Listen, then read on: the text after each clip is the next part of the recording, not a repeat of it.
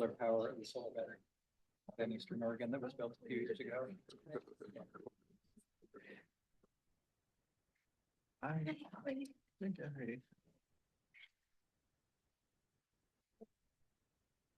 All right, good evening, commissioners. Welcome to the August 20th meeting of the Sustainability and Climate Commission. Elaine has let me know that we have reached quorum, so we've started the webinar, but I know that folks are still getting settled here in the room. Welcome to those who are joining us online. Thank you all for coming today. For those of you who are in the room, you may have walked past PDX Hip Hop Week is happening out in front of City Hall. So we do have a little bit of bass that we can hear there. I think that's making our meeting by proximity much cooler. So I welcome that. I try to let people know that we were having a commission meeting, but they're having a really amazing fun time. I think they'll be wrapping up by the time that we're finishing our meeting, but there's tons of events happening around the city to celebrate the culture, the people, the music of hip hop. So I really do encourage you to embody and celebrate everything that hip hop culture has brought to us.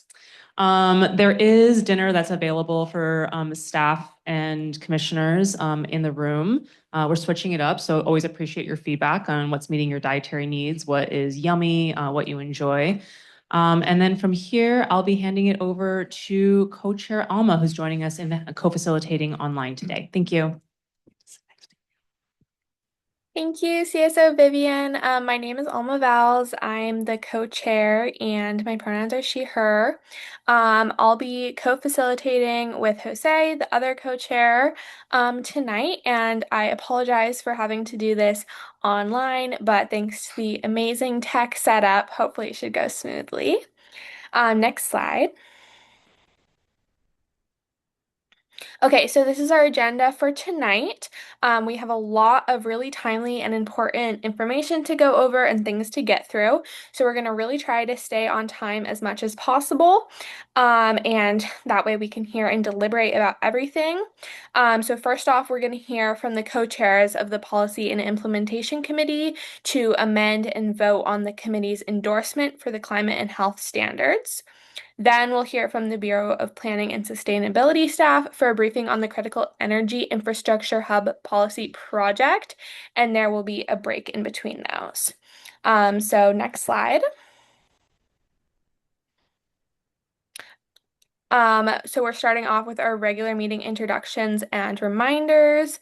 Next slide. We will review the notes about this meeting and our working agreements. We're going to do the working agreements in a new way, so bear with me. All right, so notes about this meeting. It's being recorded. As usual, commissioners and alternates, please use the Zoom tools. Even if you're in person, please raise your hand on Zoom. Specifically today, I will not be able to see that you are raising your hand in person. Please state your name every time you speak. We do have public comment today, a lot of them. So I'll call on those individuals at that time. All materials for this meeting are posted online, and Elaine will send the link to the materials in the chat as well. And then, as always, if you need any tech help, please ask Wing. All right, next slide.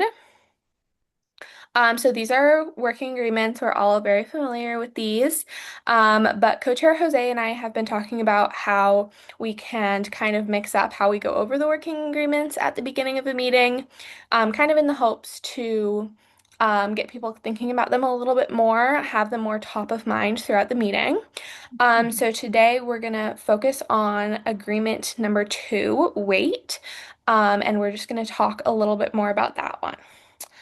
So I'm going to read it aloud for starters. So wait, use self-awareness by asking yourself, why am I talking? Remember that everyone has the right to share their ideas, but not everyone has the opportunity. Take the space and make space appropriately. So to differentiate it from the first working agreement is about staying on topic and kind of how you use your talking time once you've started talking, whereas wait is kind of more about whether or not you're going to talk at all, if that makes sense. So this helps us stay on topic. We want to make sure nobody's just repeating what someone else just said. Make sure everything is adding to the conversation and make sure that we can get through everything, which is especially important today because we have a lot to get through. So it's just going to help everything go smoothly, go in a forward motion. And then it also advances equity. So Elaine wrote this out for me. Everyone has the right to speak, but airtime doesn't distribute itself evenly. It tends to go to whoever speaks the most readily. Wait asks commissioners to notice that pattern and actively make room, not just wait to be interrupted. So it's just a lot about self-checking, making sure you're talking for a specific reason that's going to advance the conversation. It's not meant to discourage you from speaking. We want to hear ideas, but we also want to prompt you to be self-aware. And also, please remember that we can use the Zoom chat to agree with other commissioners. So if you literally just want to say, I agree with that, you can do that in the chat. And please try not to, be taking up time by just rewording what someone else said. And then my little note in addition to this is that non-emergent questions can be emailed to Elaine or put in the meeting feedback form after meetings. So if it's not something that you need to know right now, you can ask that later. There are other ways to ask questions. All right, so next slide. Sorry, that was a lot of talking, but hopefully focusing on a specific one will help the meetings go smoothly.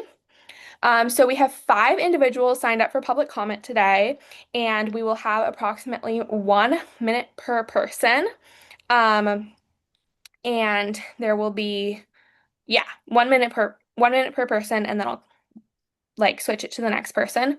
I don't have the people's names, and I am just realizing this now to call on them. So This Elaine. is Elaine, Co-Chair Alma. The names are in the next slide. In the public comment slide, they are listed in the speaker's notes for you. Sorry about that. No worries. Okay, next slide. All right, so first we have Julia Bonheim. You have 1 minute. I do not think Julia's here with us today. I don't see her in the attendees, and I'm not seeing her in person. All right, no worries. On to the next one. This person is hopefully here online. Natalie Nava.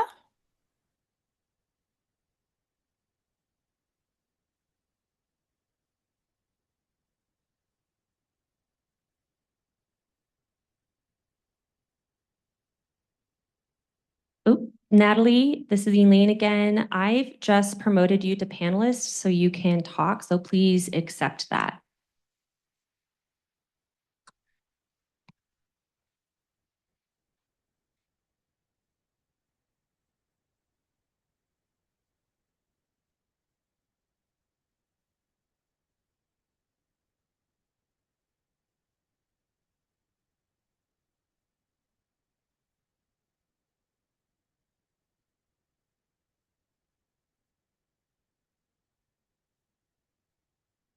Natalie, you should be allowed to talk if you're able to unmute yourself in Zoom. You have permissions to speak.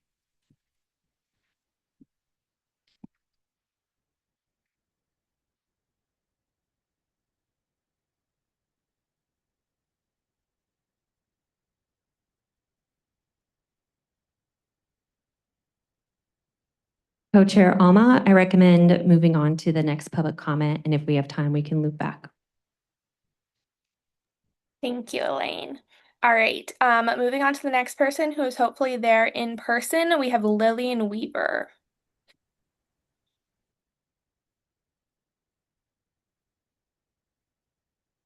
Okay, thank you. I'm going to literally talk fast because I had to cut this down. Hi all, my name is Lillian Weaver. I'm a PhD candidate at PSU studying the CEI Hub. The Hub holds over 350 million gallons of fuel and other substances, and over 90% of Oregon's fuel passes through the Hub. In the case of a Cascadia event, we are looking at between 94 million and 194 million gallons of material released. This rivals or surpasses the BP Horizon disaster, which is the biggest US oil spill to date. We are also anticipating an uncontained chemical fire with a high chance of spreading to Forest Park. Toxic emissions, including deadly substances such as ammonia and benzenes, will travel deep into Portland, and the state will be left without fuel when it is desperately needed for emergency response. A disaster could also be triggered by an accident, train derailment, a landslide, a fire in Forest Park, etc. A single tank on fire requires 6 engines to be put out. Portland has 30 fire engines. So if the fire spreads to 2, 3, 4, 5 tanks, all of a sudden, we don't have response. We cannot contain that. Finally, the hub is toxic even when operating as intended, releasing volatile organic compounds and other pollutants that harm residents of Linton, St. John's, and North Portland, and releasing water pollution that harms the Willamette River. The current CEI Hub policy project is our best shot at reducing the likelihood and magnitude of a potential disaster, and I would love to see the Sustainability Commission ask for a stricter policy. Additionally, reducing disaster risk, improving public health, and getting off fossil fuels can and should go hand in hand, and I hope to see this reflected in the upcoming climate action plan. Thank you. All right, thank you. The next person we have for public comment is hopefully also there in person, and that is Jennifer O'Connor. Hi, my name is Jenny O'Connor. Hello, my name is Jenny O'Connor. I'm here, I'm part of the community. Right up to your mouth. coalition. Excuse Keep it me? right- The mic right up there. Right up to my Keep it mouth. there. Okay, I'm part of the community coalition that's been working with VPS on the CEI Hub Policy Project, and that's what you're going to be hearing about later today from Tom. Our coalition represents over a dozen climate and environmental justice organizations, and many of these organizations have hundreds of members. So really, we have an extensive coalition. That's one of the main points I wanted to get across here. For years, the community advocates have been asking the city to address the risks that are in the hub, the many risks that face in terms of if we have a major earthquake. Last year, we were encouraged to hear that BPS had gotten a grant to study and come up with risk reduction measures to apply to the hub to reduce risks for us. We went to the first meeting and we heard what the scope of work was, and we're surprised to see that the scope of work was only going to the scope of work that the BPS was going to do is they were going to propose amendments to the comprehensive plan and the zoning code. I'm not sure if all of you know Jennifer, this. I'm so Um, sorry. I'm gonna have to cut you off. Oh. Look at the handout. Please refer to the handout. All our information is there. Thank you. Sorry that we have limited time. The last person we have signed up for public comment is David Parker, who is hopefully also there in person. Hello, my name's David Parker. I'm a member of Third Act, which is an organization of old people working for climate and democracy. We're a member of the Make Polluters Pay Coalition, 40 organizations that came together to pass a climate superfund bill in Oregon. This commission is responsible for creating the next climate action plan, so you know about the damages that climate change has caused to the health and safety of our citizens. The costs are already huge and will be increasing. I thought you'd want to know about this potential revenue source to deal with climate resilience that does not further burden our taxpayers.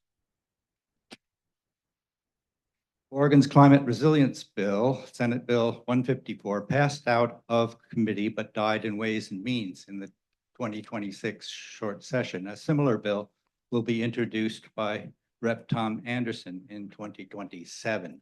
This bill, modeled on bills already passed in New York and Vermont, requires the major fossil fuel producers to pay into a fund that cities, counties, and state agencies can use to deal with the escalating costs of climate change. This is not a climate bill. Unlike Portland's Green Energy Fund, it will not reduce emissions. It's for damage already done to the atmosphere. Unlike the Clean Energy Fund, this money can be used for health and safety measures that do not reduce our carbon emissions, but are necessary and expensive actions for climate resilience. This is a taxpayer relief and jobs bill, which will bring billions of dollars into Oregon so that Oregons aren't stuck with paying the whole amount. A team of us is talking with city councilors. David, I'm gonna have to cut you off as well. I'm really We sorry. want to ask the city to support this legislation. Thank you. Do we have Julia or Natalie there at this point, to speak, or should I move on? Co-Chair Alma, this is Elaine. They are not here. Okay, thank you. Thank you everyone for being here today for public comment. We're really sorry that we have limited time, but we all are already running behind. So we are going to move on to commission updates. David, you're perfect. Sorry, was that something? Okay.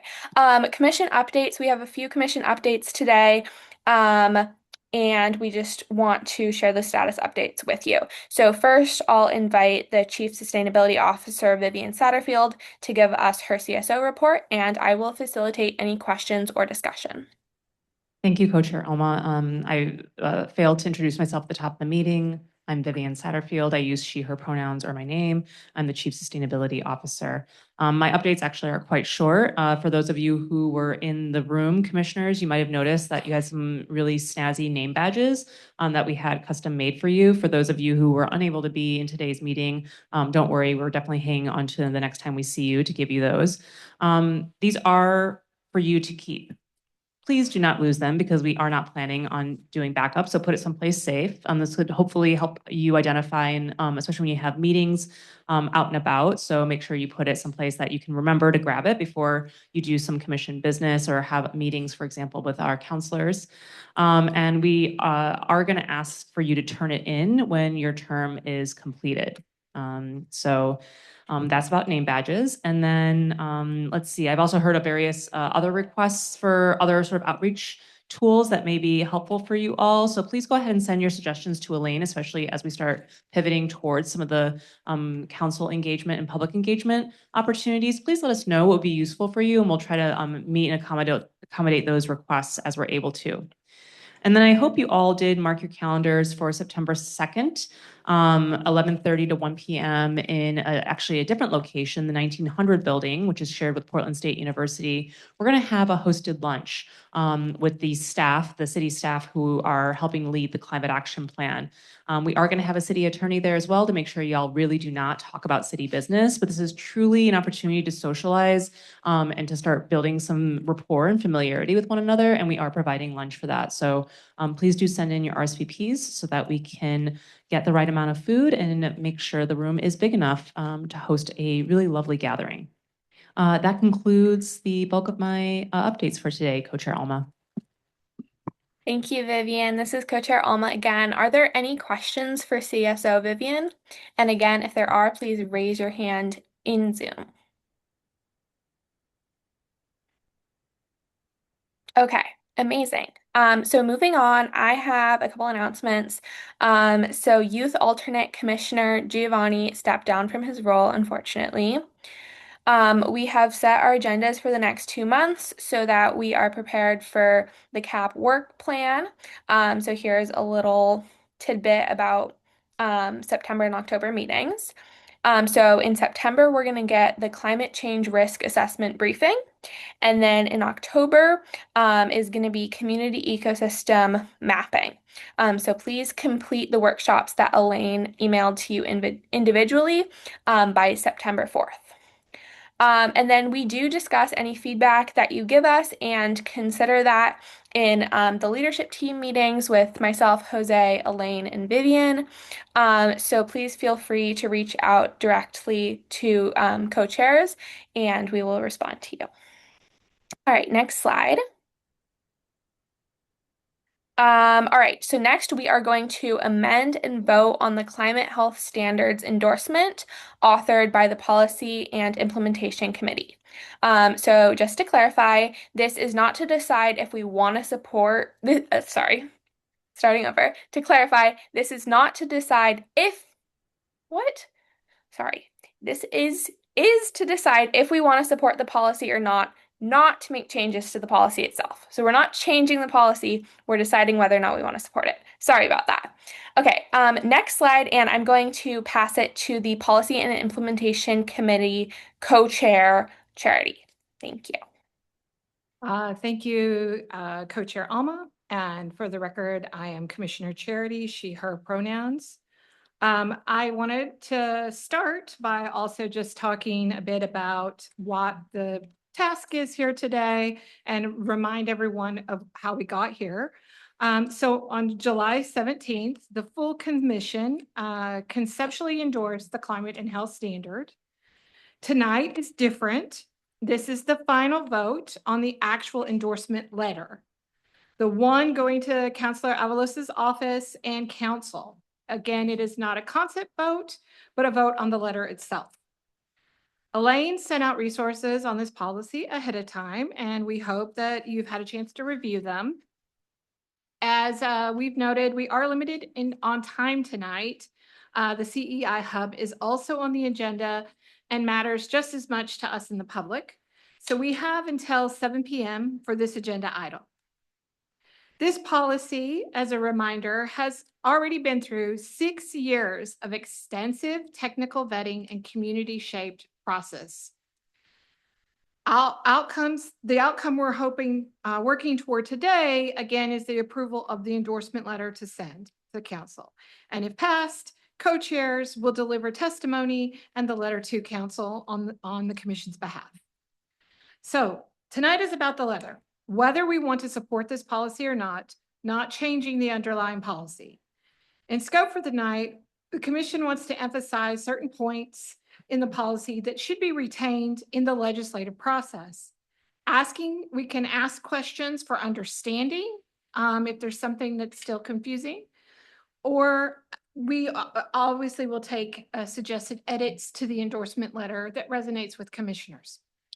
Out of scope for tonight, as we've mentioned, is amending the underlying policy, because that is simply not our role as a commission. We might play that role on other policy work when we're generating the policy. This isn't that, as it's being proposed by a legislative office, building on work that administrative staff carried forward. Vin Mason from the Bureau of Planning and Sustainability is here to field technical questions for understanding. I'm not going to do that. So what happened since July and the July meeting? On August 4th, the PIC reviewed the full policy language section by section with Councilor Avalos' staff and Vin Mason, then drafted and finalized the endorsement letter that you have a copy of. The PIC voted unanimously 4-0 to send the letter to the full commission today for amendments and approval as written to send to council. We'd like to give just a very brief policy overview for everyone's memory and just to bring it home. The policy is divided into some sections. The first section being definitions and authority, which covers saying that it covers commercial and multifamily buildings of 20,000 square feet and more, and sets the city administrator's rule-making authority. Then there is a reporting section that where annual energy and carbon reporting, a public reporting schedule, city review for accuracy, a published citywide summary starting in 2027, and utility data sharing requirements. Then there is a section on carbon performance standard, which is the core really of the policy, that each building sets its own baseline, then cuts emissions by 20% every 5 years, reaching net zero by 2050. It's a phased for 2030 for all buildings, 2035 for high gas users, and 2040 with the remaining gas buildings. The next section is on verification and flexibility, that there will be independent verification of data, alternative compliance plans for multi-building campuses, a carbon pollution impact fee of 380 ton for the first period, as an alternative pathway for owners who don't meet the standard. The next section is a mix of residential provisions, which includes the annual building level climate health inventory, tenant notice at application, which would include utility costs, gas stoves, ventilation, cooling, and that will start in January 2027. And then the final section is on protections and enforcement, extensions / exemptions for documented cases, anti-displacement protections, which might include relocation and right to return, when upgrades affect occupancy, and penalties for noncompliance or misrepresentation. So that's just a little summary of the policy that hopefully everyone has read. Now let's move on to the letter, and I'll give a little bit more and then we'll open up for some questions and discussion. So what did the PIC put in the letter?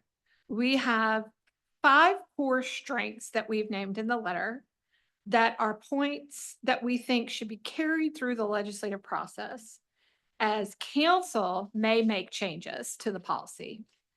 And those 5 core things that we think should be considered are tenant protections integrated with decarbonization, pre-lease disclosure for renters, concrete anti-displacement measures, a long implementation runway backed by city pilots and Echo Northwest data, and closing the gap left by the state standard. The letter also names directly that the maximum indoor temperature standard isn't in this proposal and supports council taking that up as a future complementary step. So now that we've gone over background and where we are and how we got here, and a little bit about the letter, we want to open up for discussion or any questions before we get to the amendments. Remember that these are questions for understanding. We're not going to be recommending that the policy itself is amended because that is the legislative body's role and not ours as an advisory body. So if anyone has specific questions that they would like clarity on, please let us know. And I'll try to see in my little tiny window.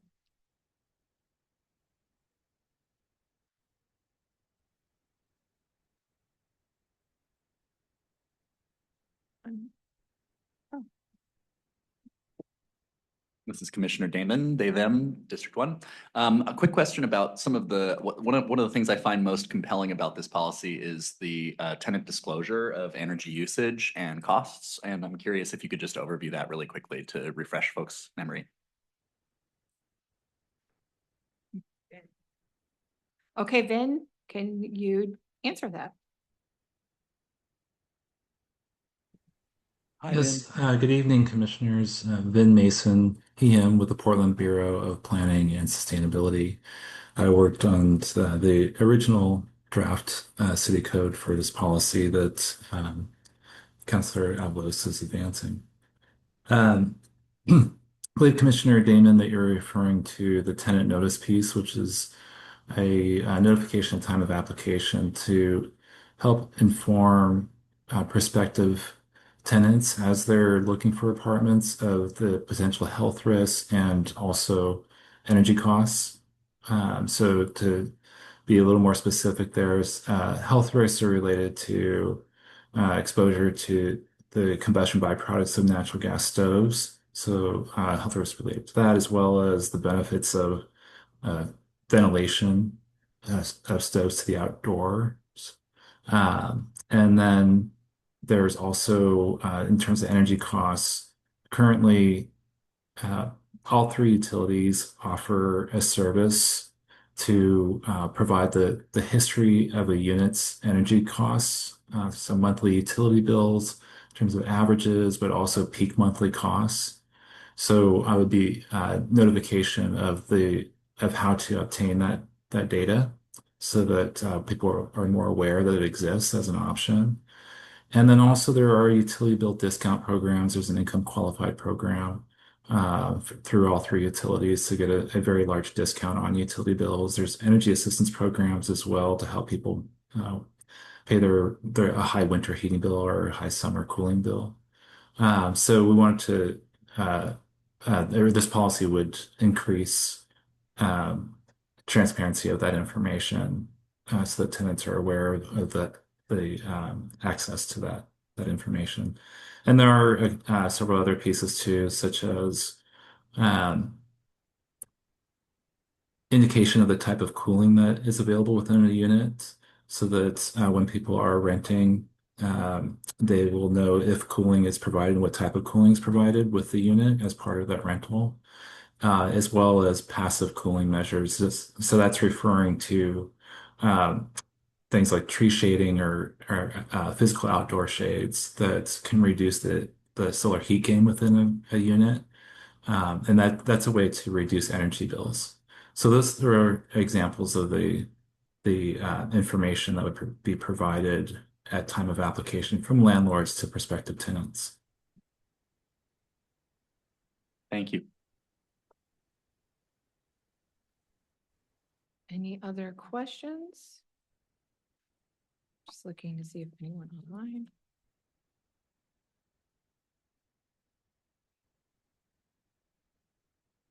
I don't see them. Is there somebody else?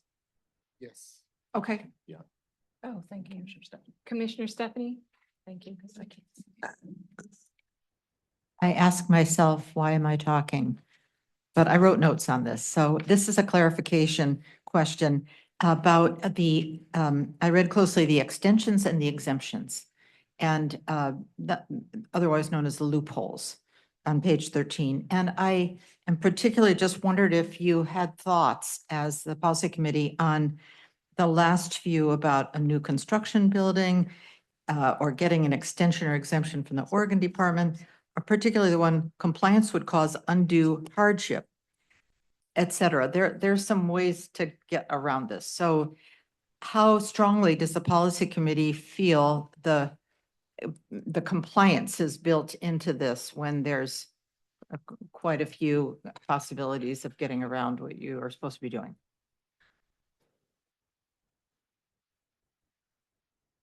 I'm sorry, it's a hard question, but that's a long list. It's a page and a half list of extensions and exemptions. I mean, I don't think the policy committee discussed that because we're not amending the policy. So we're endorsing the policy or not endorsing the policy. Maybe Vin can talk more about that. And I support endorsing the policy. I'm not questioning. Yeah, This I is know, I'm not an kind of expert a on it. clarifying. Yeah. I don't think we discussed that. If staff. I can help clarify a bit of why there is a long list. So there is a state building energy performance standards requirement through the Oregon Department of Energy, and they have a long list of extensions that we wanted to align with for consistency between their energy performance standards with the proposal for carbon performance standards. So that's why you're seeing that. And then specifically around undue hardship, you can see that there is a definition on page 4. Undue hardship means a condition that is extraordinary, building specific, and not primarily financial unless the owner provides documentation that compliance with the chapter result in bankruptcy. And I believe they thought there's that a unintended consequence that we would want to avoid with a policy like this is to lose housing, for instance, off the market. That's extremely helpful. Thank you. Commissioner Angus. Yeah, hi, thank you very much. I do have a comment about Commissioner Stephanie's question, but also another comment and then a question to staff and chairs. It is a lamentable fact that an awful lot of office buildings and other buildings in downtown Portland and elsewhere are still suffering from the pandemic evacuation. And there are certainly some buildings that are, 50% or more than that vacant. So I think there is a legitimate place in this policy for extraordinary circumstances, as long as the circumstances are truly extraordinary and not, as Stephanie suggested, somebody's loophole that they carved into it. Either of those is possible, and it's fair to say that that at the policy committee, and I'm a member of that committee, didn't dig in deeply into those exemptions. But Vin's explanation, I think, was the explanation that I understood. So I think it is legitimate to raise the question, but it is also legitimate to acknowledge that we don't want to drive buildings and building owners out of business. We want them in business. We'd like to have them profitable so that they can comply with these rules. And the additional question that I had, the second item, I raised with Vin in an email, and that was copied to staff. And that's my concern that this runway, this easier to comply long runway, is arguably too long. It can run out for 50 years, and we really need to move buildings into low emission status much sooner than that. So that sounds like I'm arguing against my first point, but I'm not. I raised the question with Vin of whether it would be possible to, and whether we could take a position recommending that the council and staff inquire into whether there are incentives that we could identify that would encourage buildings and building owners who are profitable to accelerate compliance because they get something back for it. And that could be economic, that could be, there are a number of ideas for where you could end up with that. Vin suggested that we talk to PSEF about the potential for PSEF supplying some sort of accelerated compliance incentives.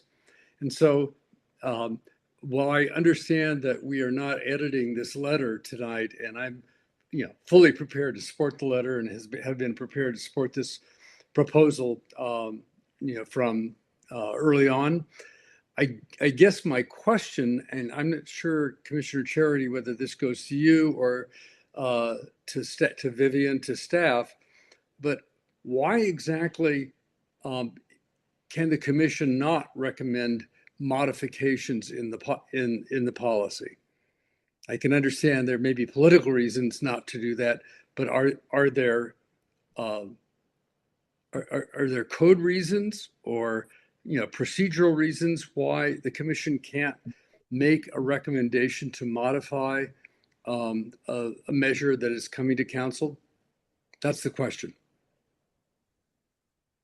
I mean, this is Commissioner Charity. I think I'll attempt to answer something of that, and then if staff want to add to it. My understanding, again, is that it is the legislative body's role to make potential changes to the underlying policy itself. That is not our role as in this particular policy.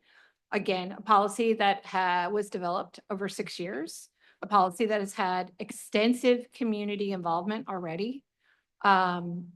They have thought of many things, and we've spent a long time working on this, and there might be other policy where we do make recommendations to change it, but that is not the scope for today. And as we've said, we're not going to entertain recommendations to changing the policy. So it's supporting the policy as is. And there was process and procedure in those 6 years to develop what was in the policy, and today is not the day for that. But the commission didn't exist over the course of those 6 years, and I guess I don't understand why, if we have a good idea and we think it's a good idea, the council can always dismiss it or roll it forward or whatever, and I'm perfectly agreeable to that, because that is their responsibility and their role. But I don't understand. I still don't know. You've described to me what the commission's policy is, but I don't understand. I've never seen that written down anywhere, and I don't understand why that is the commission's policy. Thank you, Commissioner Angus. This is CSO Vivian.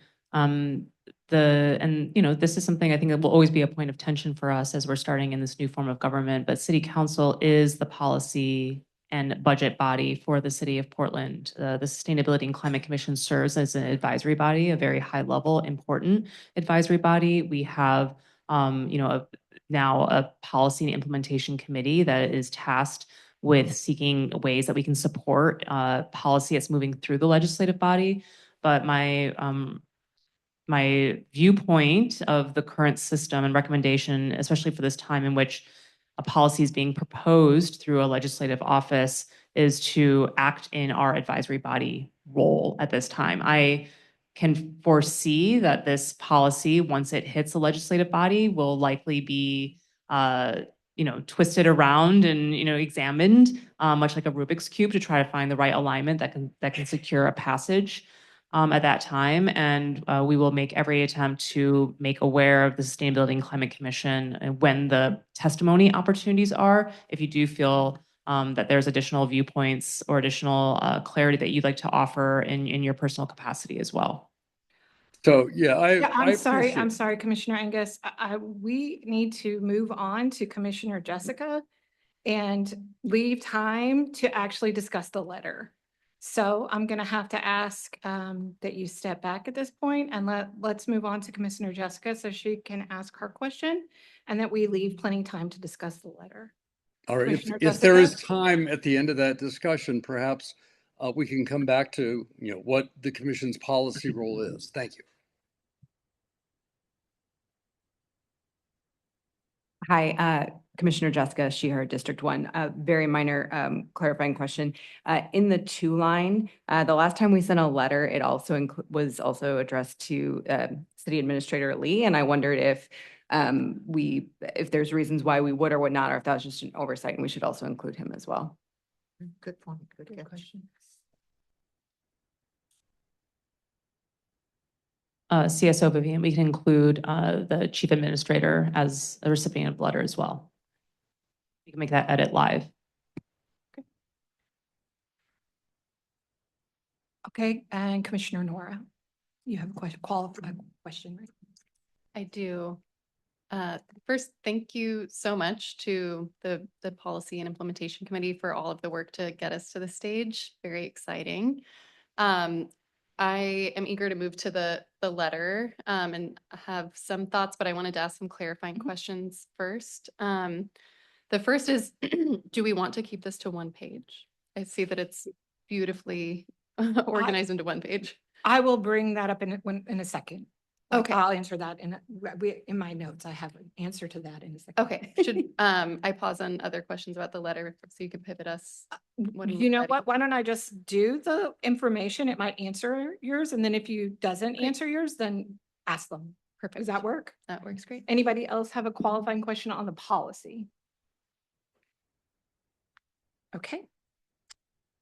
Then Elaine will share a link of the letter in the Zoom chat, and Wing will share the screen for amendments. Remember, we've done this a few times now. We want your amendments to go in the chat, and the staff can copy that into the track changes. We aim to vote on the entire document once, as we've done with other amendments, unless there becomes something that is up for debate. And the final document should be longer than 1.5. And ideally, if we can fit it in one, the better. As you know, Nora, like the shorter, the better, because people, the most pertinent thing at the beginning of the letter, people might only read your first paragraph. So like the tighter we can make the letter, the stronger our position can be when we take it to council. So let's open up who have look at the letter. If the people want to raise questions, make suggested amendments. Now is the time to discuss.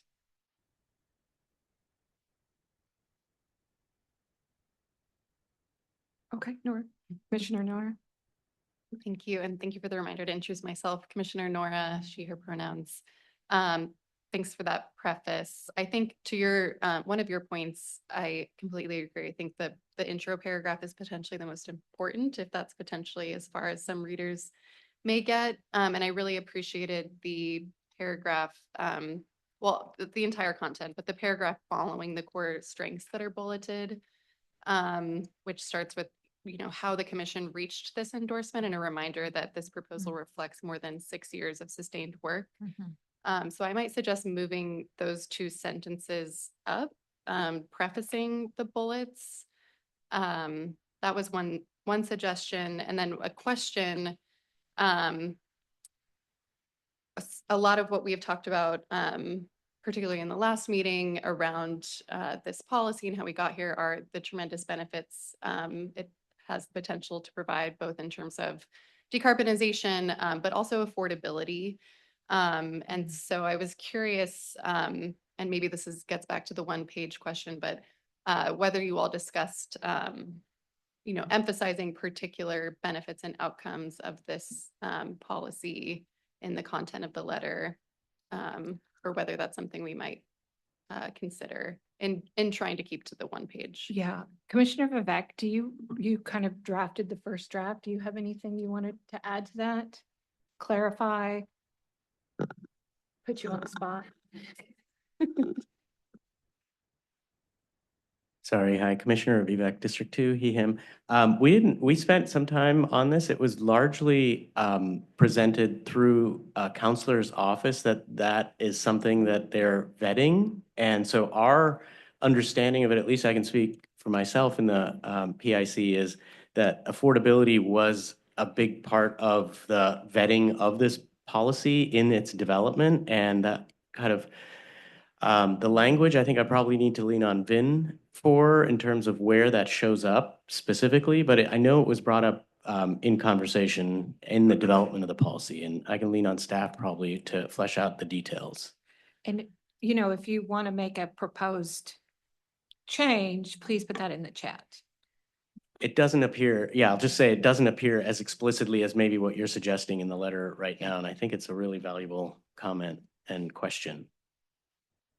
Great. Thank you both. I'm happy to suggest a language addition or 2. I think affordability is a really important benefit to emphasize, but I think there are also other benefits of the policy that might be worth reiterating. So happy to spend a couple minutes on that, Yeah, but wanted to make please. sure I understood how we got here. Thank you.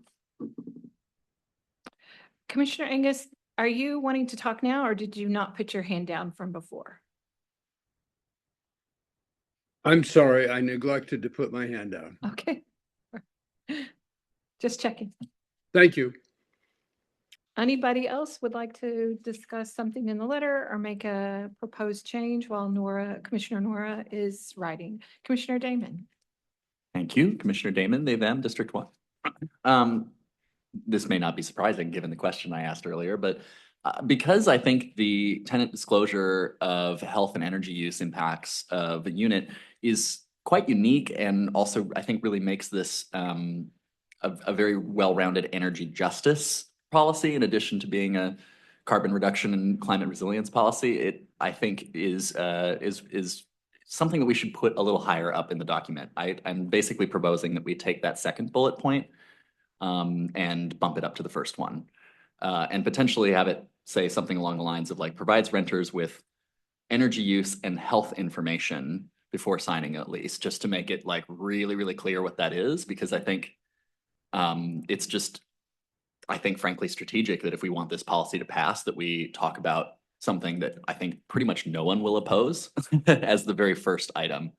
And that will also help with you know, communicating to everyday people what it is that they can hope to benefit from this directly on. Thank you. Anyone else have a So- proposed change or something they would like to get clarity on These in the chat. Oh, okay, good.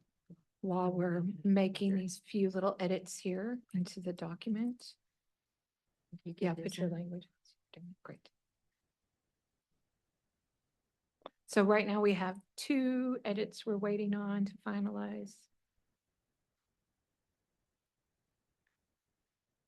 Okay, once we get those in, we can review the document.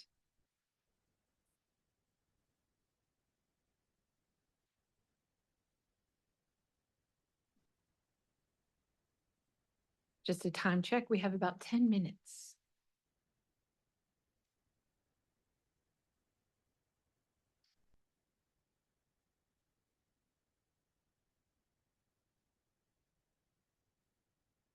Thank you, Commissioner Damon. Thank you, Commissioner Nora.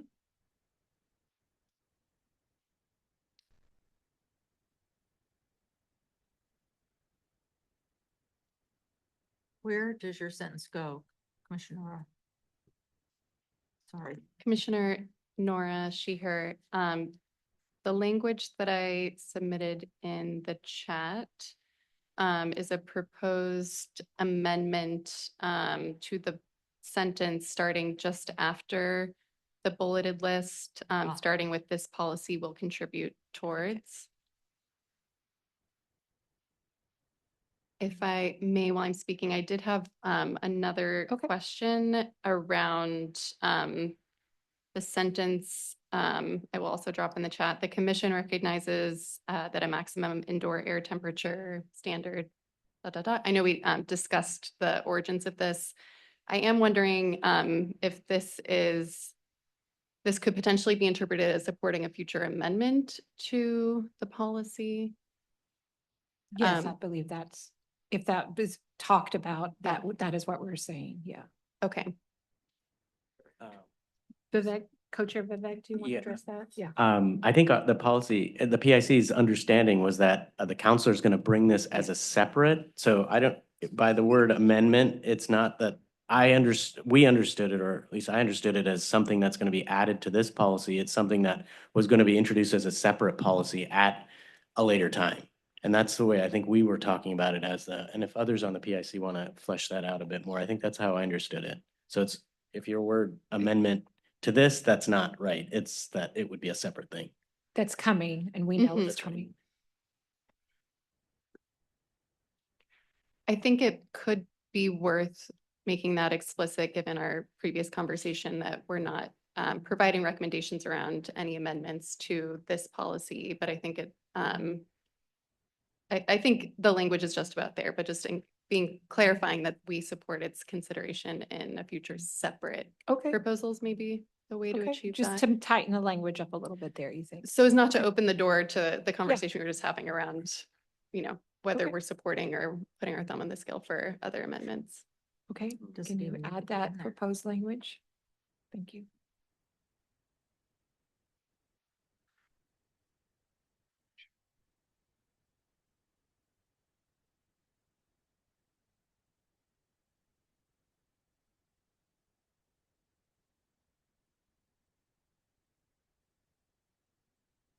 How is that getting us on the page count? Yeah, well, we can't see the whole thing, so. I mean, I can probably pay with font, but. so.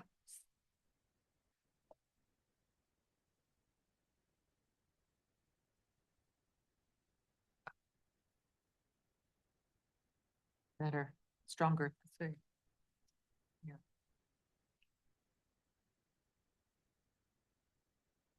Sense of advocating. So do we have all of the proposed language in the document? Oh, no, we've got it just now, the last one. Because we probably need to move on to the vote. I'll just start, while we're finishing this up, I'll start to a reminder about how we like to do the votes and how we procedurally work on this. We will use the same modified consensus process as we did in July. So you will vote affirmative, stand aside, or no. Affirmative plus stand aside must equal or exceed a simple majority of today's attendance. I will clearly state what is being voted on. We have our letter before us. I hope everyone's had a chance. Does anyone have disagreement to the proposed language? Wait, we scroll it slowly? Because we can't scroll it on our screens. Oh, okay. Okay, so we'll just pause for a Okay, second. okay. I see. We'll Okay, make sure great. everybody can read the letter Helps. before we move yeah. to the vote. Yeah.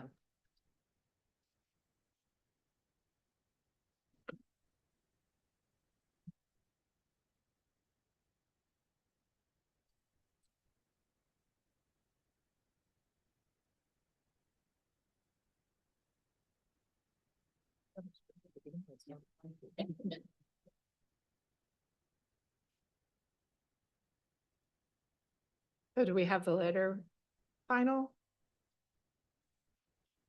Close, okay. Just let me know if we're ready to move to the vote.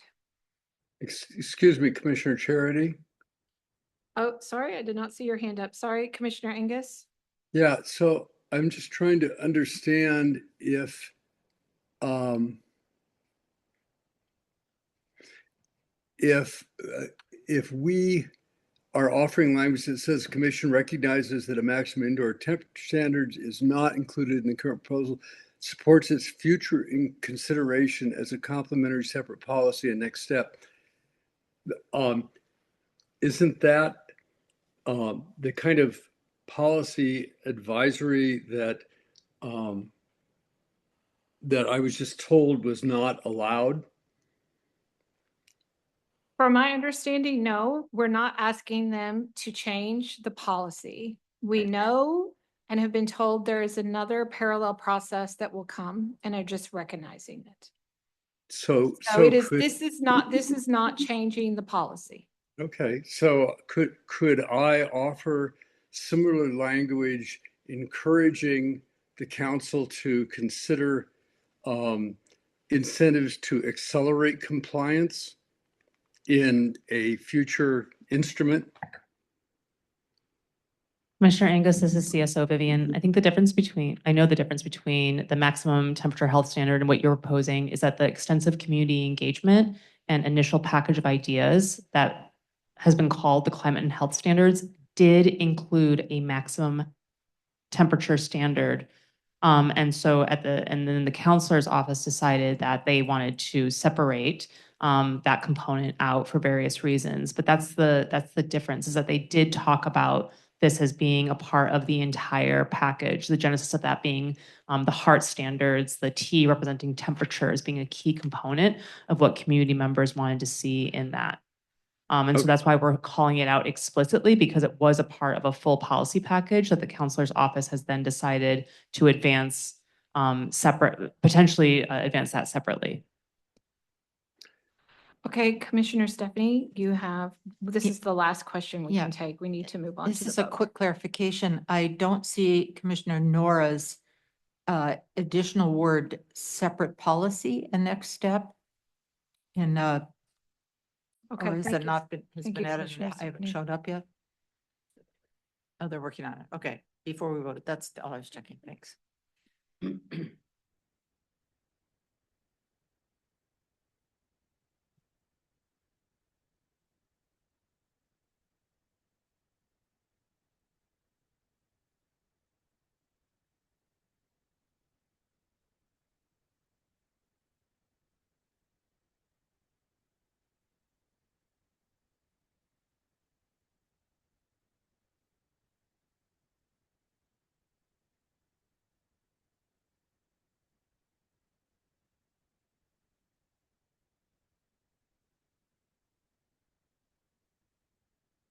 This is CSO Vivian. Staff have let me know that all of the edits have been incorporated if folks would like to give it a final review at this time.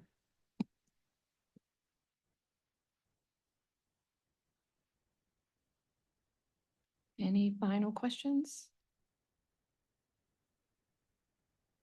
Then we can move to the vote. Unless anyone wants. Okay, so as we said, we will call for affirmative, stand aside, a no. Keep your hand raised because Elaine is going to count. So until she tells you she's done, keep it up, please. So I call for the affirmative vote. I gotta remember to do mine too.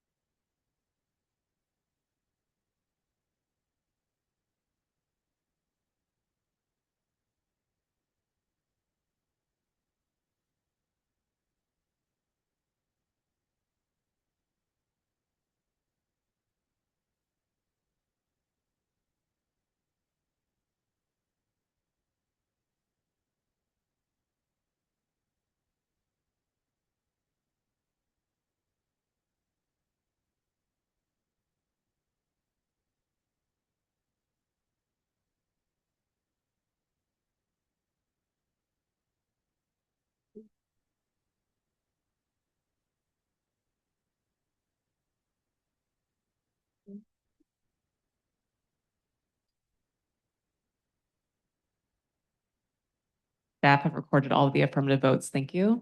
Okay, everyone, remember to lower your hand. See. So I still see some hands raised. Please remember to lower your hand. We will now call for the stand aside, please. If you're standing aside, please vote now.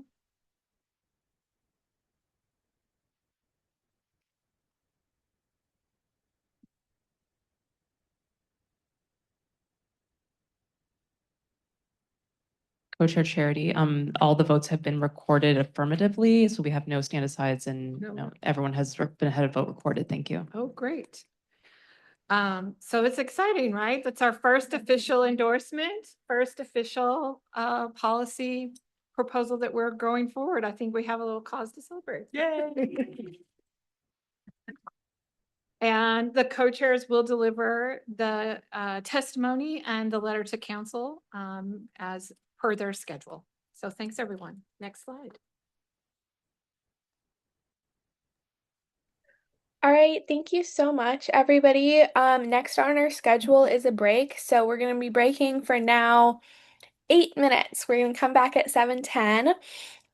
So thank you so much to everyone for doing an amazing job. And a special thank you to people for honoring our wait agreement. I really appreciated that.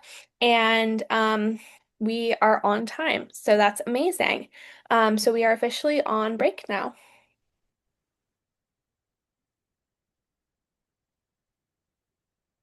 Yes. Get it. Great job. Complicated. This is a very complex policy. Wow. Yeah, there is a lot. It's, I mean, if I were a, building owner, I would go, oh my God, City of Portland does it again, a gazillion regulations, but you have to define it all so that people won't just go to the exemptions. You're like, you can do it, you will do it. Yeah. So it's a culture change. Oh, you're seeing them pop up? thing. But I hope it doesn't get too ground up in sausage making. I don't know what they would change. It looks like it's been worked over a lot already. Yeah. So I hope a lot of. Yeah. Yeah. But ultimately, that's years. Oh, I know. Yeah. Was there enough, anyway, this also seems like a huge education project, like you gotta make sure all the owners. Yeah. What is this all about, and then all tenants never know what, for the most part, so. No, they won't, yeah. Exactly, so it's this kind of, I don't know, is it you have to, you gotta wash your hands signs, is it that kind of thing, or is it, little handouts from the recycling people, they make their things pretty graphic right there. Well, it's gotta be something, but I was gonna bring that up, and then I thought, well, that's not really the purview. It's the educator in me. Yeah.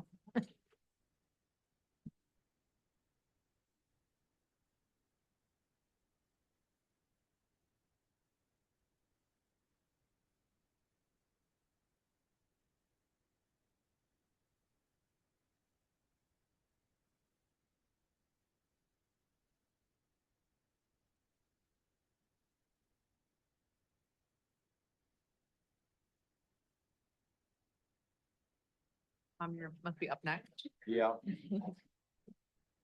And what is your role in the city? I'm a supervising planner at BPS on the planning side. Okay, great. And I've been working on the CI Hub zoning code issues now for a while. Many, many years.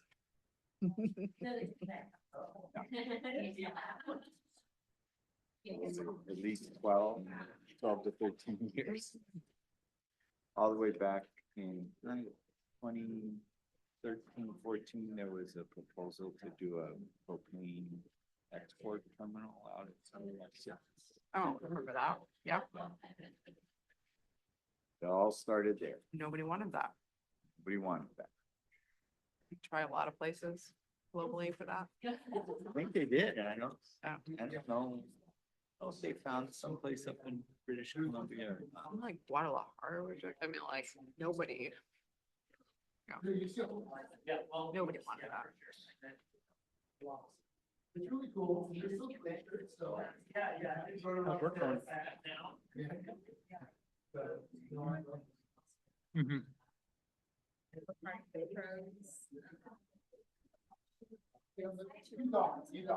I know. Yeah. Well, I don't. Do I have sharing privileges? Okay. I did. Dornbecker?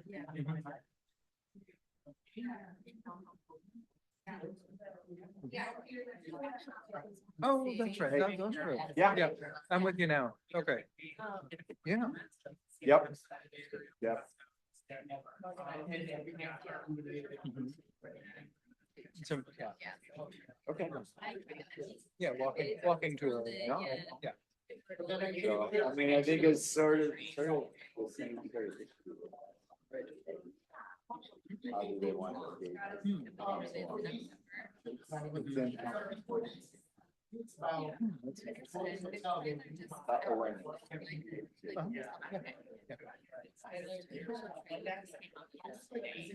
Oh, okay.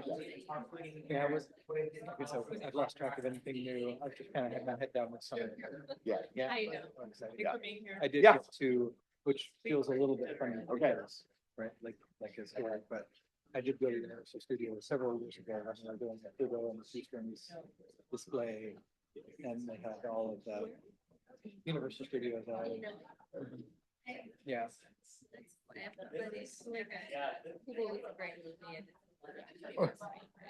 Yeah. Well. Oh, the Andy's Mint ones are definitely the winner. Yeah. They're both daughter good, is but an the actor Andy- who's really into animation, all things cinematography, and I actually have a friend who's the director of photography for the Lord of the Rings movies, but he also did like Trolls. And so I managed to get her to go to brunch with him. They'd moved back from the Tuscarora. Did you get to see? And- Yeah, she didn't do anything with it. She graduated in art history about a year and a half ago, and now she's back in school getting her master's in electrical engineering. So my wife and I are both engineers, so yeah, I think she realized she would need a doctorate in order to earn minimum wage. Yeah. So I'm pretty sorry, I'm doing all of that. But she's doing really well with it.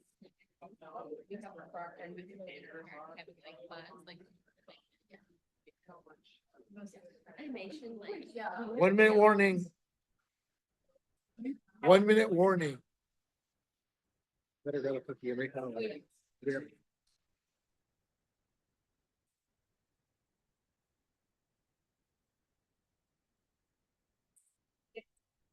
Probably. I go to Pride every year, so.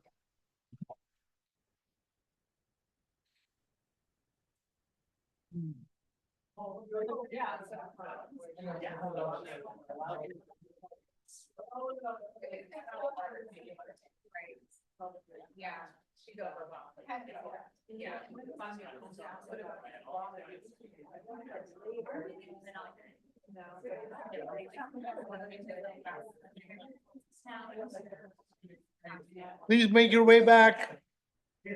Break is gonna end soon. Over there, people's. They're not Oh. listening to you. No. Okay, oh, there you go. Okay, come back for a break, everyone. 7:10. Commissioner Nora and Dana and Suze. Calling them out. You don't mess with Jose. Who's gonna run this after the meeting? Right. We're gonna run a tight ship around here, right? That's awesome. Thank you for coming back. I'm trying to stay very on time because the next agenda item might be lengthy and have a lot of discussion tied to it. So welcome back from break, everyone. Again, co-chair Jose Gamero Georgeson, he, him, L pronouns. Now we're at the part of the agenda where we're gonna do a briefing on the critical energy infrastructure, CEI hub policy project. And I hope by the end of this, we'll have a shared understanding of the CI Hub policy project and what our role to it will be, and decide if we want to enact, in this case, our very limited role. So some expectations for this. The council package associated with this briefing include two separate ordinances. One is the recommended draft, which represents the planning commission's recommendation on Title 33 zoning code and comprehensive plan amendments to support risk reduction at the bulk fuel terminals. And the other one is the Title 17 bulk fuel terminal capacity reduction regulations, or rather the capacity reduction program, which proposes a 20% reduction in fuel storage capacity at the CI hub by 2036 to further reduce risk. Now, both of those documents were developed with extensive and early community input from a variety of interested parties, included neighborhood groups, environmental organization, industry and labor representatives, and subject matter experts. And both of those documents can be found linked in the event page for this meeting, along with all our other documents. And public testimony on those documents is now open, so anyone can submit public testimony. The City Council's Finance and Governance Committee of the Whole will consider these proposals and public testimony on a tentative date of September 16th, 2026. I think Elaine just put the link in the chat. Now, you can decide to provide public testimony as an individual. Just remember to disclose that you were on the commission, but not representing the commission, and to notify staff so that they're aware that you're going to provide public testimony, which should be the practice for any time you give public testimony. Title 33, zoning code in the comprehensive plan, is outside of our purview. That was the planning commission. That hearing already happened. The planning commission already did their thing. So for timing purposes, that portion of tonight's briefing is purely courtesy so that we know what happened. And then we can ask questions to understand, but we don't really have a role in that piece of it. What has the greatest nexus with our work as this commission is reducing capacity of storage of bulk fuels. We can provide testimony to council to support this. We do not have time to write a letter to council. It's on the agenda already for September 16th. Like I mentioned, that's when they're going to talk about it. And our agenda time is limited, so there's no way for us to probably get a letter voted on and approved before that date. But we can still discuss if we want to support it and why we want to support it, and then vote to have a co-chair represent the commission in official capacity and give testimony to the council, which I think could be just as powerful as a letter. So, do you have any questions on roughly what we're going to be doing tonight?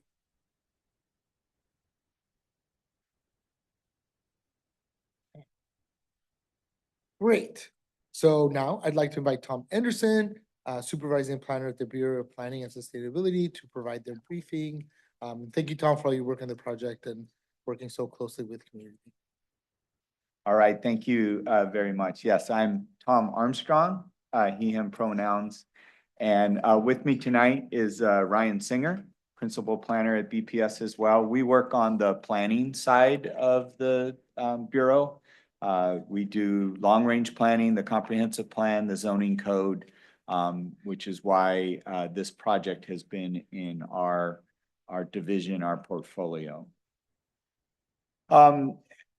As was explained, this project, we set out to update the policies and development regulations to reduce the risks associated with the bulk fuel terminals that are located in the CI hub.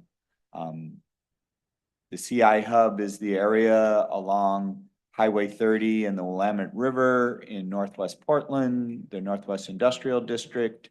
There are 11 bulk fuel terminals, which we define as having more than 2 million gallons of capacity. Think one large tank. These 11 terminals have 10 of the 11 terminals have many, many tanks. And the smallest one has 11 million gallons of storage, and it goes up into the 150 to 100 million gallon range. So very large facilities. We have been working on regulating these terminals since 2016. And in 2022, we finally adopted regulations that I'll get into that limit their ability to expand. And there were some key exceptions in there. And so this project is going back through and sort of closing those loopholes. And further limiting the ability for these terminals to expand. And then, as explained in the Title 17 regulations, over time, requiring them to reduce their capacity. At the same time, and we've been working on this project for about the last 18 months, we've taken the opportunity to convene other local, regional, state, and federal agencies that play a role in the CI hub. This has been more from an emergency management first responder perspective. But for our purposes, we wanted to make sure that the regulations that we were coming up with were not going to interfere with or create barriers for some of those from some of their projects and efforts. Just to give you an idea of the regulatory environment that we're working in, the state has two key programs to reduce risk with these terminals. The first one is operated by DEQ, and that's called the Fuel Tank Seismic Stability Program. This was adopted by the state legislature back in 2022. It's still in the process of being implemented, but basically each terminal has to do what is called a seismic vulnerability assessment. And they're currently working on those. And then they have to come up with a 10-year plan to essentially bring their facility up to meet current seismic codes. And it's called a risk mitigation implementation plan. We expect to see those start to come out in 2027, and they will have 10 years to bring their facilities up to current seismic code. That was one that we really wanted, and we coordinated closely with to make sure that we're not raising barriers so that when the terminals come in to get a building permit to do the seismic work, they're not going to run into new zoning code barriers that prevents them from doing the seismic work. The second piece at DEQ is just last spring, the state legislature passed a bill that requires additional financial responsibility for each of the terminals to make sure that the funds will be there in case of a spill to fund cleanup and mitigate damages. This is often referred to as risk bonding. DEQ is just starting their rulemaking advisory committee process next week. I will be the city's representative on the advisory committee. They expect to adopt those rules early in 2027 so that those financial assurances, added insurance will be in place in 2027 in case there's a major event or a major spill. As has been explained in the introduction, our piece of this is in two pieces. We have the Title 33 zoning code amendments, which really limit future development at these terminals. So looking out into the future changes to the terminals. And then the Title 17 capacity reduction regulations are a little bit different. And that is, it's a city requirement to change their practices, essentially, and to get smaller over time. And I will talk about the details of that. So again, with the existing zoning code that's in place, we prohibit new bulk fossil fuel terminals throughout the city, throughout our industrial area. We did that because, and one of the main reasons that driving this is all of our industrial areas are at high risk of liquefaction in a major earthquake. If you think about the Willamette River and then the Columbia Corridor going along the Columbia Slough, Columbia River, that's all sort of river sediment bottomlands. They're all at high risk. We don't really have a safer place for these facilities in Portland. So the first thing we said is no more new ones. The second thing that we did back in 2022 at that time is we said no more fossil fuel storage tanks. So you can keep what you have, use what you have, but we don't want new fossil fuel storage capacity. We did at that time, and still do, allow unlimited expansion for aviation fuel and for renewable fuels. And that was one, because aviation fuel is the only fuel type forecasted to increase in demand over the long term. And you know, at that time, we wanted to support renewable fuels as part of our carbon reduction strategy. We also allow unlimited expansion of transloading infrastructure. And then we allow for the repair and replacement of the existing storage tanks because we want them to do the seismic improvements to make the terminals safer. So what we're coming back through this time around on the land use zoning code side of things is we have revised and created some new comprehensive plan policies to provide, I guess, what I would term clearer direction from council as to how to regulate these facilities, which essentially supports tighter regulations. We now prohibit or are proposing to prohibit the expansion of storage tank capacity for all types of fuel. So narrowing that loophole for aviation fuel, closing that loophole for renewable fuels. We have two sort of alternative processes, discretionary reviews that terminals can go through. One is to transfer capacity between terminals. If you look at the way the terminals are laid out, we have a number of them that sit right on the Willamette River. Those have the highest liquefaction risk. They're going to be the most expensive to do seismic upgrades. We can foresee scenarios where they might close. They might not want to, they'll just decommission certain tanks. We may need that capacity to continue to supply the liquid fuel our economy needs.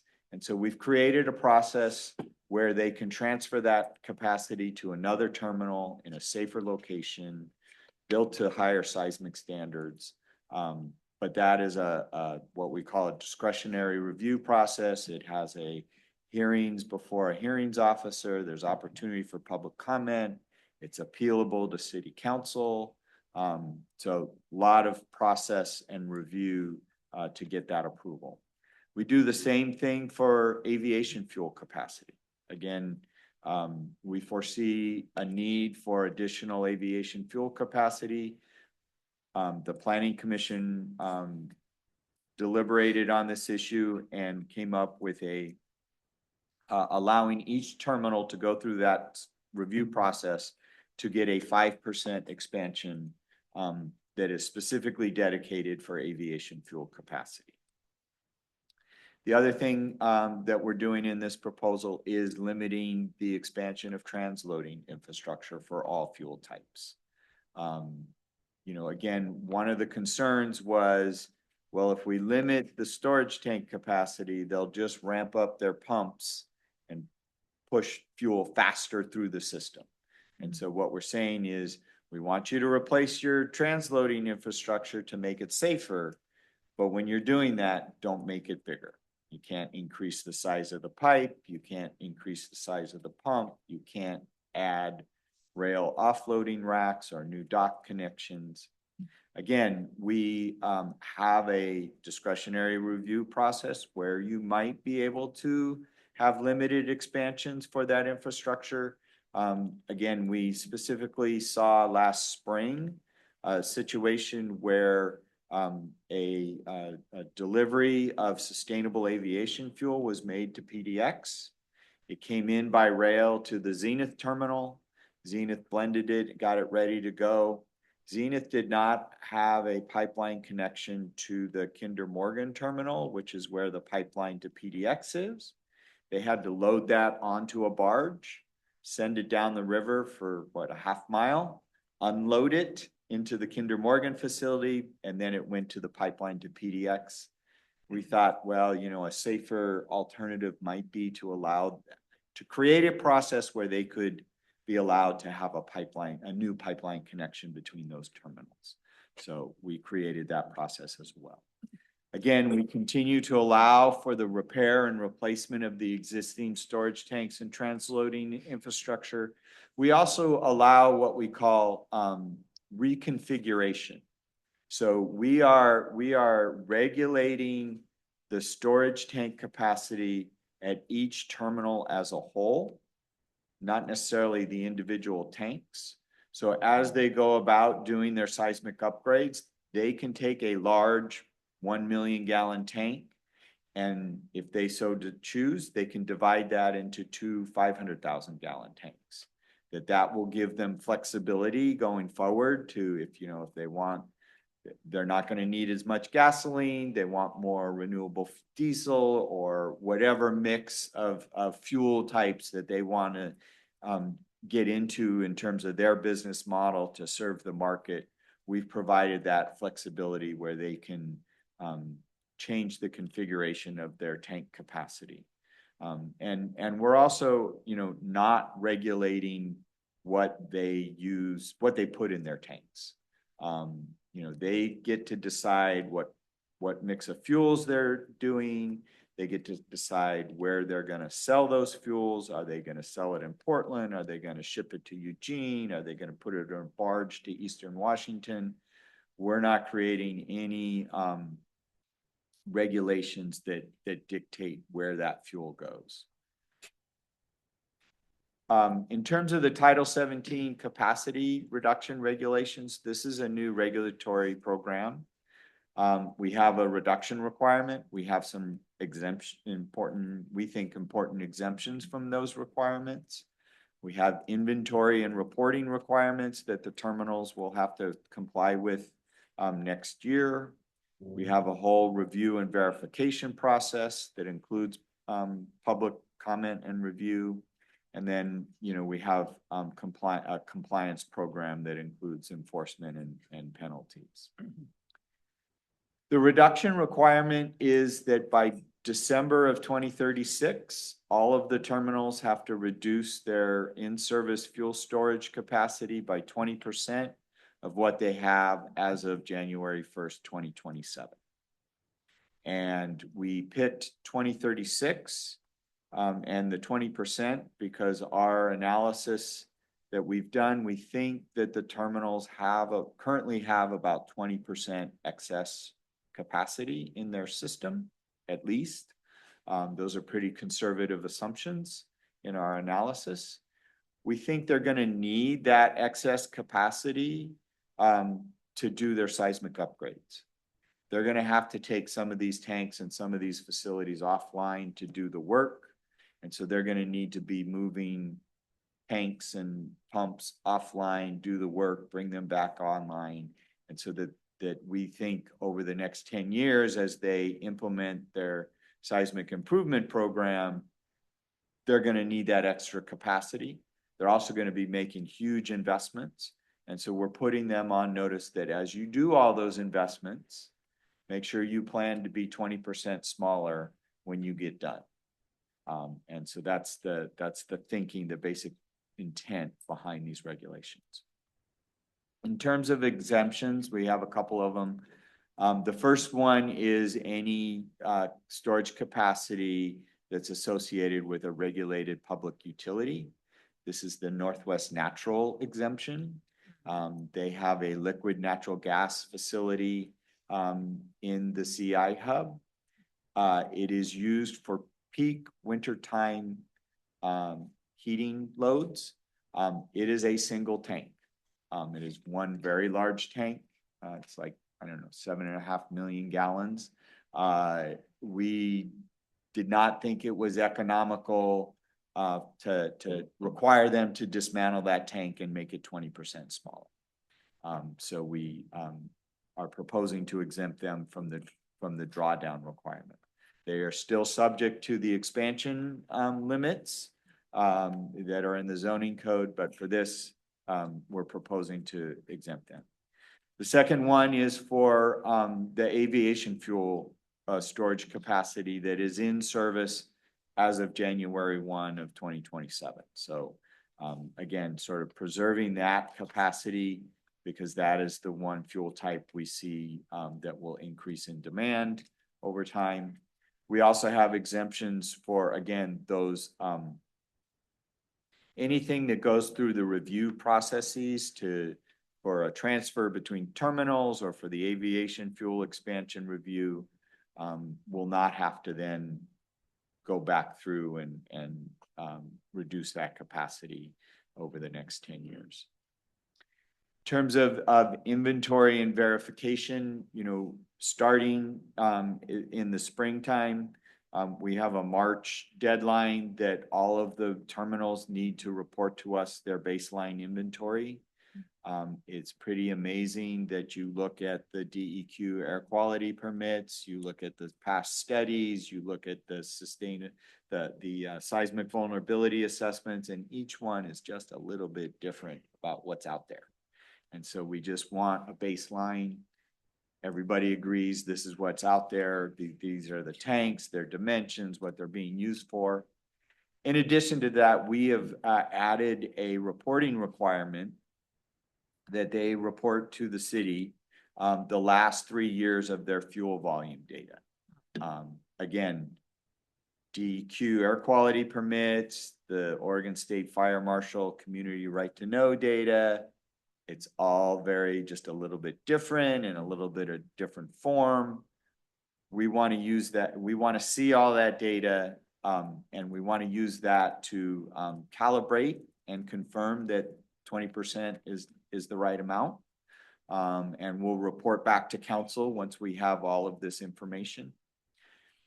We'll go through a process where we, as staff, do our preliminary verification of the data that the terminals provide us.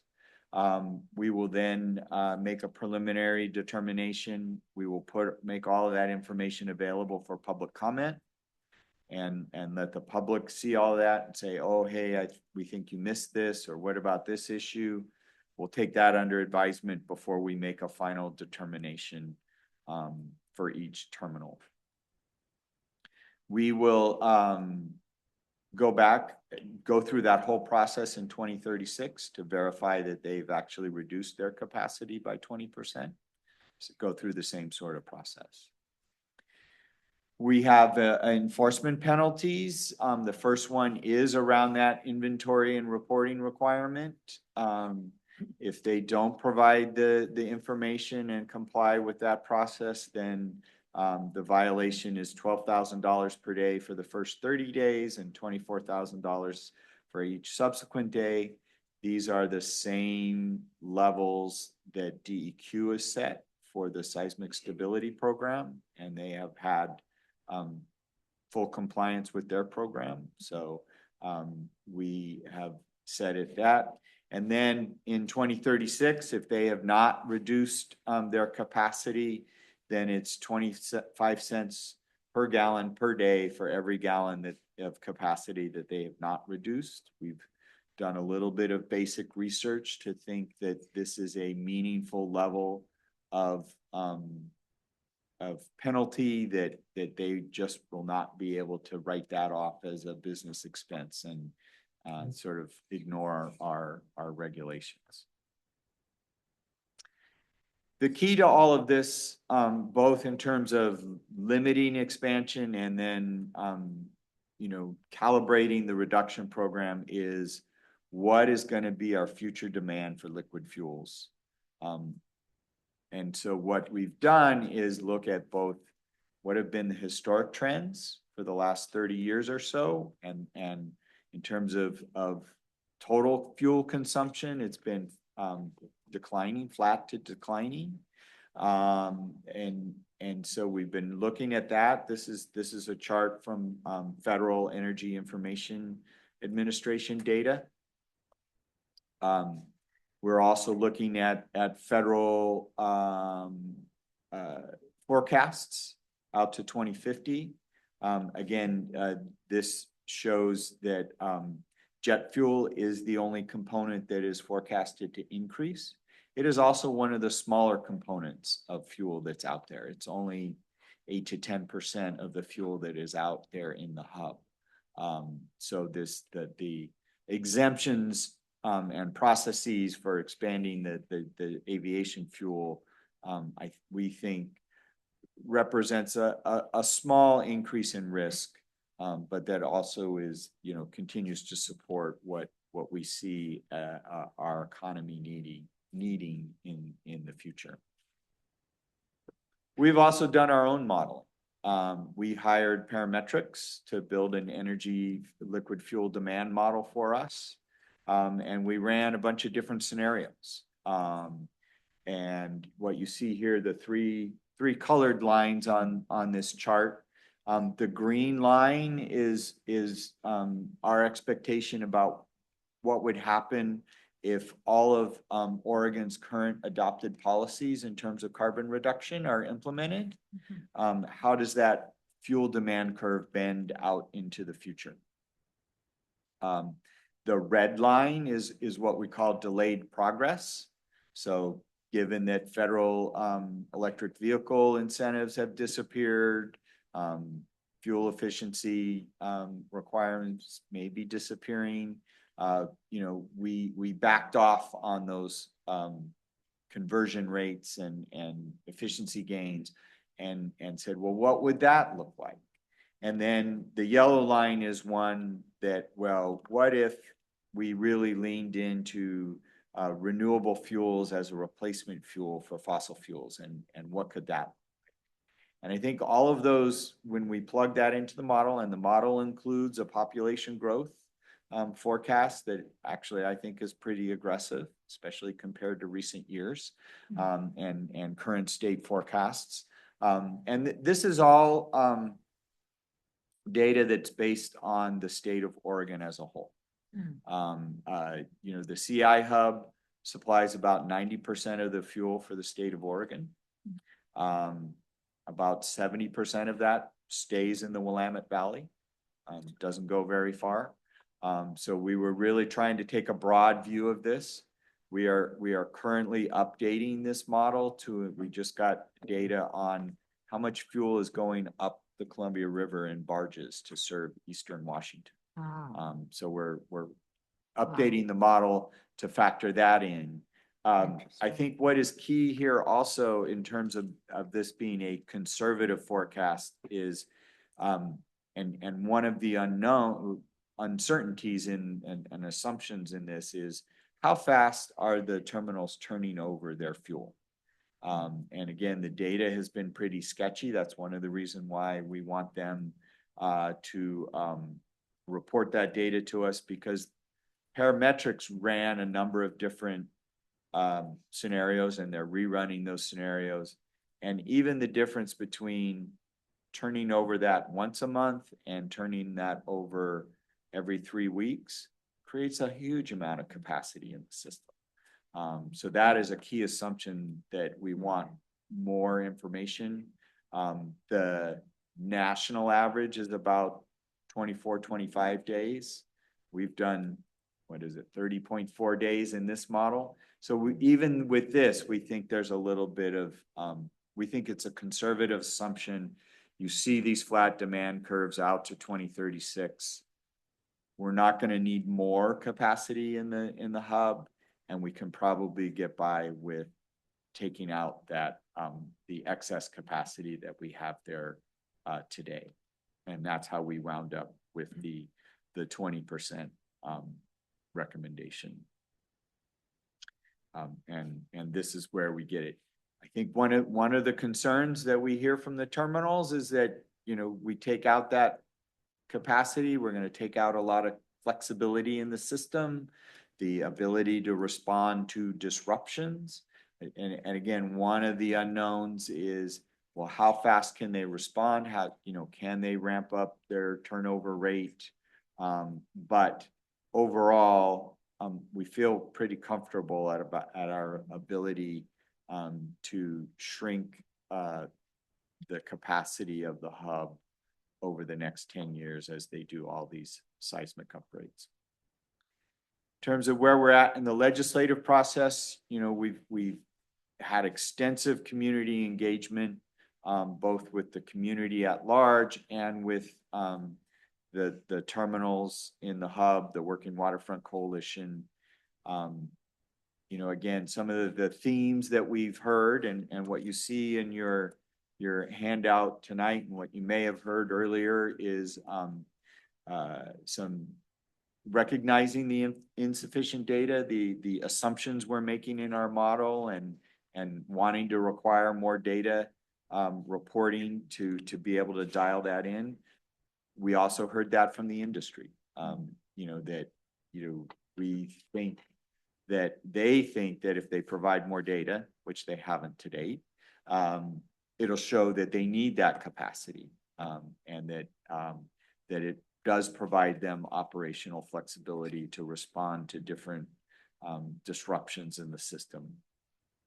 I think, and what you see in this handout, the community really wants us to focus on fuel volumes as opposed to the physical infrastructure of the hubs.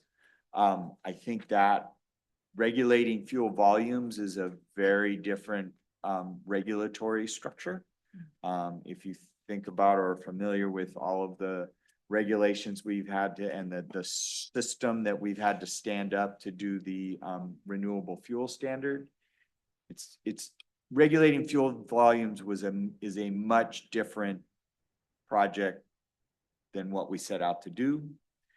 So we need direction from council to say, go do that, go figure that out. And that could be a future phase of this work.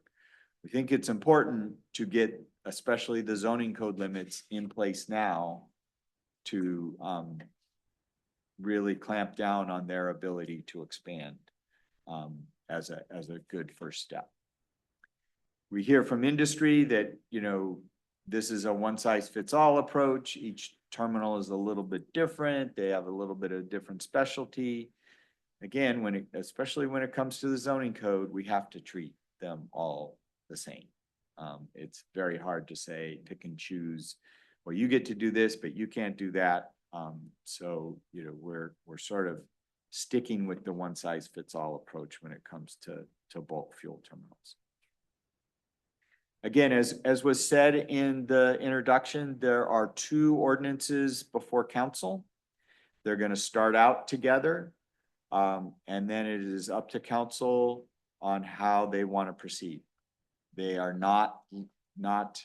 they don't need to go together. They can choose to adopt one and tell us to continue to work on the other one. They can modify one or modify the other one. There's lots of flexibility on how council proceeds with both of these ordinances. And that, and what was mentioned is we are starting on September 16th at the Committee of the Whole with their hearings, and they will deliberate. And then we hope to be at the full city council on October 21st, which is in their monthly evening meeting to make it accessible for people. But we'll see how the Committee of the Whole goes and how we go from there.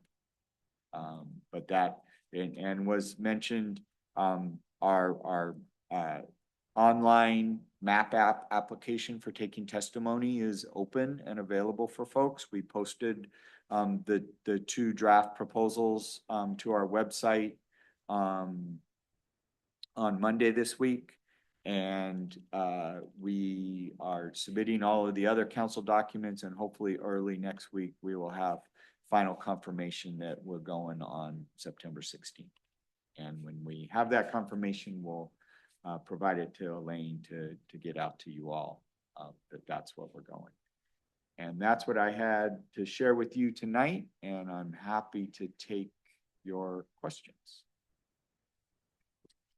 Thank you, Tom, for the briefing. Does anyone have any questions, clarifying things? I know Commissioner Suze has one. Go ahead. Hi, Commissioner Suze Ware, she, her pronouns. I was just wondering on the 5% increase in the aviation fuel that was mentioned as would be possible through the review process. Is that a one-time 5% increase? Over how much time does that take place? And then also with the ultimate goal of the 94% use of the storage capacity, does that include that 5% addition of the aviation fuel? Yeah, good questions. It is, each terminal gets up to 5% over their lifetime, until we change the rules, essentially. It's up to them to decide, do they want to get all 5% at one time, or do they want to, chip away at that over time? We'll keep the accounting and bookkeeping to make sure that they don't exceed that 5% limit.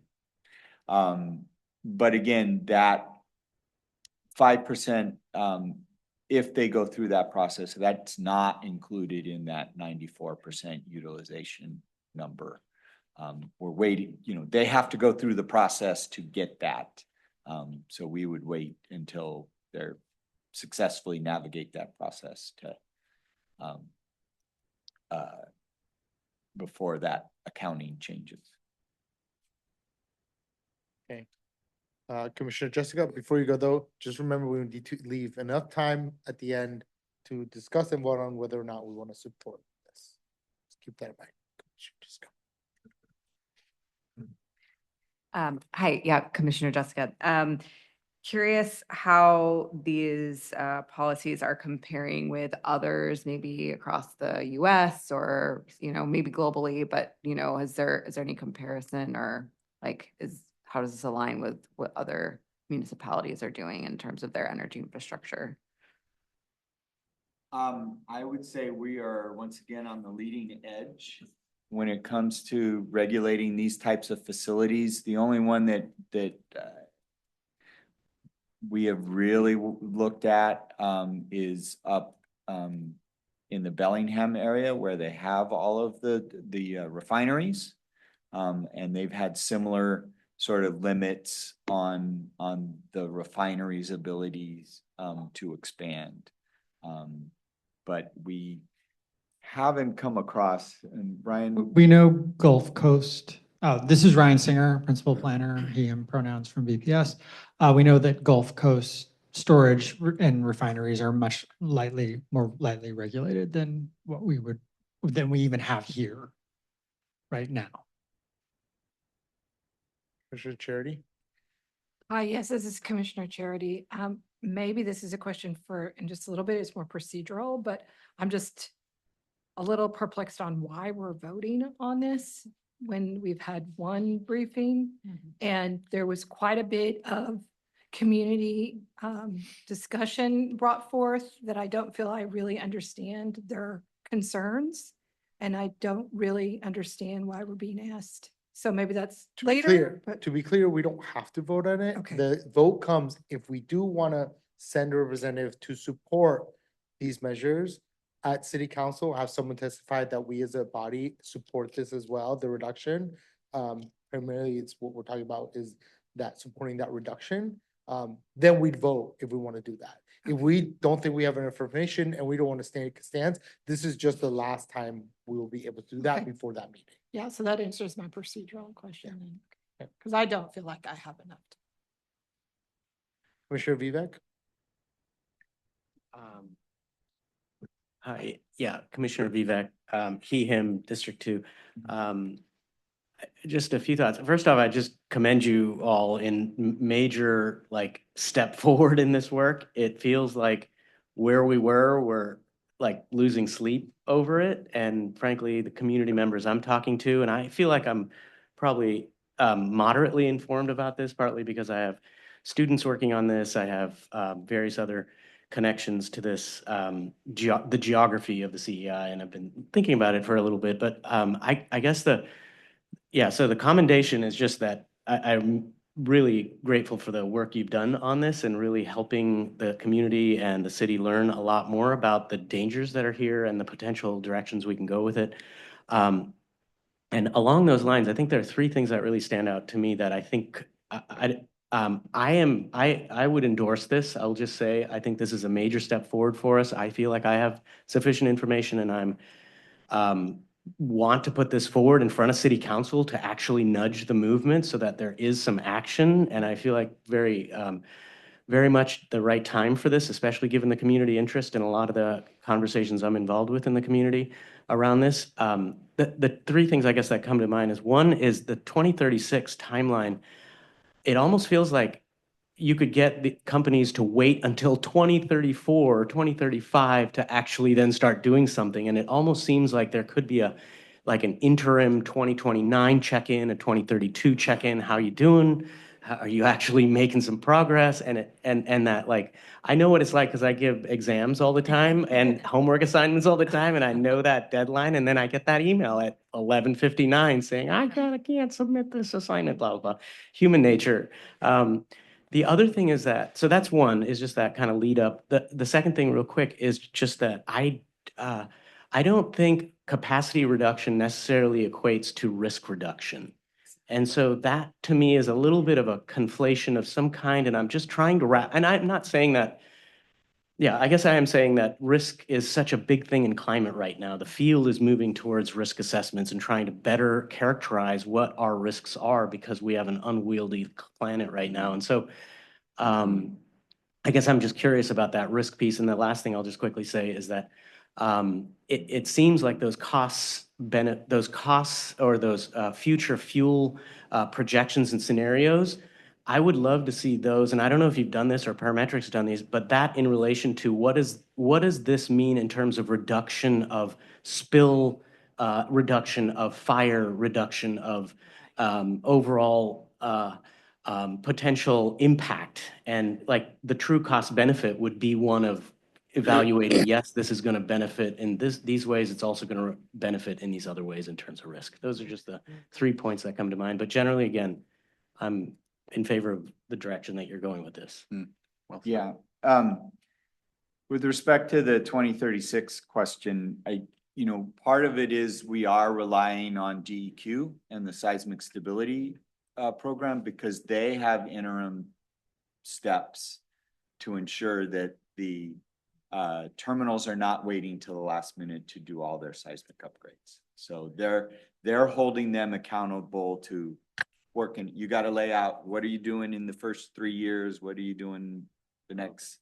Okay. And so, it's hard for us to say, hey, you got to be 10% smaller when they're still in the middle of this process. And the core of this is that there is a tension between reducing the risk and supplying the fuel, the liquid fuel that we still need to support our lifestyle and economy. And so that's what we've tried to hold that tension and provide that flexibility. I think your questions about,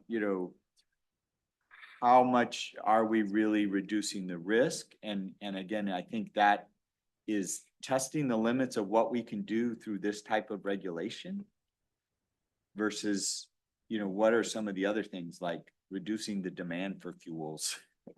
The other side of the equation. We're dealing with the supply and we're dealing with the infrastructure of the supply.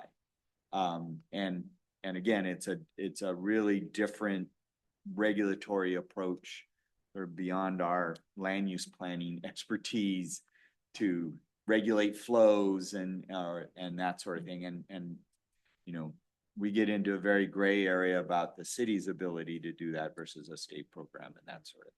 So, and we do hear that, also that, well, if we go from, what is it, 350 million gallons of storage capacity to 280 million gallons, that's still a lot of fuel that's out there. Have we really moved the needle? We think we've moved the needle with the tools that we have here. Thank you. Unfortunately, I'm gonna have to cut off the questions because we have 4 minutes left. And I'm gonna move us forward just to vote on whether we want to support these as written with no amendments, no other comments from us. I've heard, yes, I support this, and no, I don't have enough information. In the course of the conversation, I'll just quickly take a point of chair privilege and say that I'm moving us to a vote because even though I know that a lot of people feel this is not going far enough, not going anywhere is also not an option. So this moves us forward a little bit. So I'd like to call for a vote, and we're voting just to support these as brought forward, as written, no amendments. And again, affirmative stand aside no. I'll call affirmatives first. Please raise your hand and keep your hand up. All those in the affirmative, please raise your hand.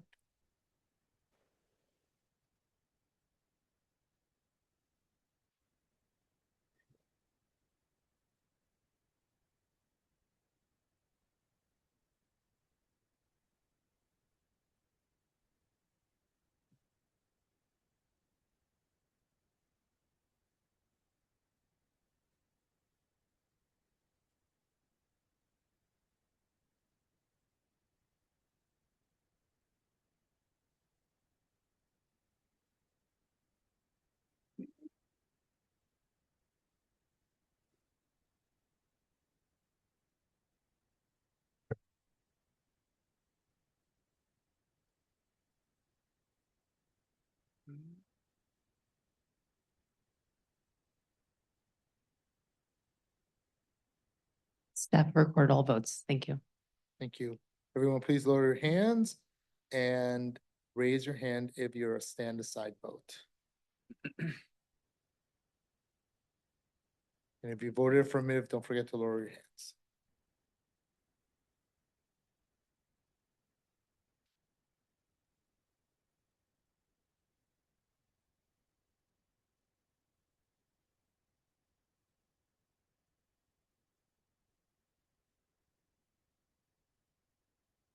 Staff have recorded all of the votes, and that encompasses both That's in both everyone. categories.